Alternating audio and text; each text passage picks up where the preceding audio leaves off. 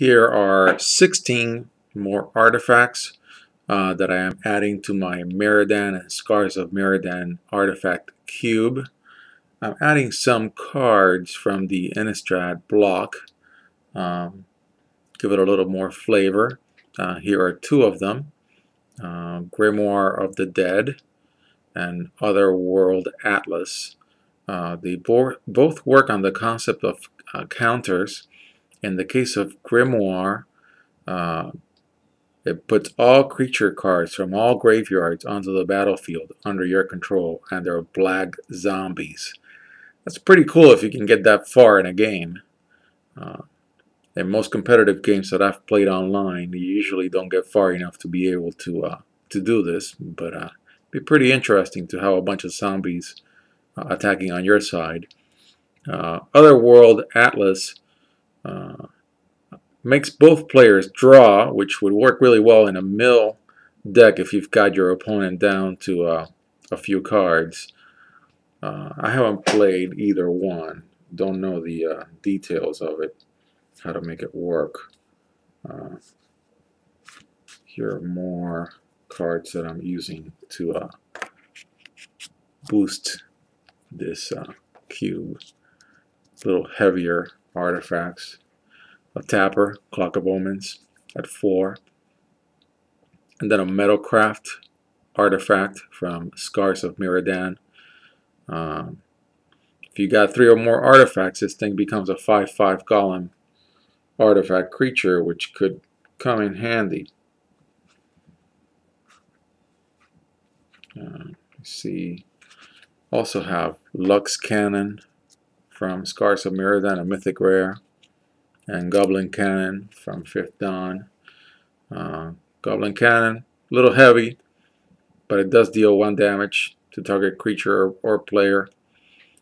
I'm surprised that it's uncommon. It's pretty heavy. You'd have to spend a total of 6 mana to then sacrifice this thing for 1 damage. You can get that with 1-drop instants in rare. Anyways. Lux Cannon, I haven't played it either. It does destroy a target permanent after 3 counters. So 3 turns after dropping 4. That'll be a really useful target permanent. Strikes me as a junk mythic rare. And there are many of those, unfortunately. Geth's Grimoire, an uncommon Darksteel. Talon of Pain, also an uncommon from Darksteel, both at 4 CMC, converted mana cost. In the case of Geth's Grimoire, you cause your opponent to discard and you may draw a card. That's pretty good. Talon of Pain, when you deal damage to an opponent, you put a charge counter, and then you can turn that charge counter into damage to target creature or player. One of my favorite phrases in Magic. Target creature or player. You can do one or the other. Icy Manipulator, another 4-drop. Tower of Eons, another 4-drop. Tower of Eons at gaining 10 life is similar to... Oh, I'm sorry. It's similar to another card that I was just showing. Somehow I lost track of it. I think I have it in this selection. Must have had it in some other selection that I showed before. Either way, Tower of Eons, you gain 10 life, but you have to spend 8 after playing 4, so that's pretty steep. Yet it's a rare. I guess you'd call that a junk rare.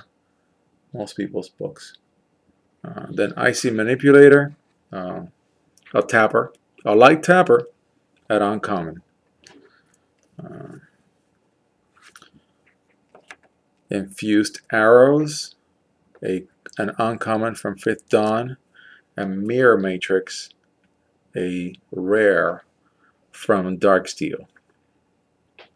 Mirror Matrix looks pretty useful if you can have the 5 to play it, and it is a 5-drop, you'd have to use a total of 10 to get a 1/1 mirror artifact. But all your mirror get +1/+1. That's pretty good. In the case of infused arrows, it's got sunburst, and because it's a 4-drop, you could use 4 colors, and so that's pretty good if you're able to put four charge counters on this thing when you drop it. Farsight Mask and Heliophile. Heliophile is a 5-drop, so is Farsight Mask. Heliophile has a Sunburst. It's a 5th Dawn common. And of course it can deal damage to target creature or player. That's pretty good. And you're only paying 2 on top of the 5. In the case of Farsight Mask, you can draw a card when you deal damage. That can be pretty good, but you have to get pretty far with 5. And here are some of my heavier ones, the last ones. Salvaging Station, a rare from 5th Dawn. You can get a card that's either a 1 or a 0 from your graveyard every time you tap it. That's pretty good, because then you can have a lot of it's a non-creature artifact card, so I think artifact equipment would qualify. If you got a bunch of equipment that's at 1, I think this would do it.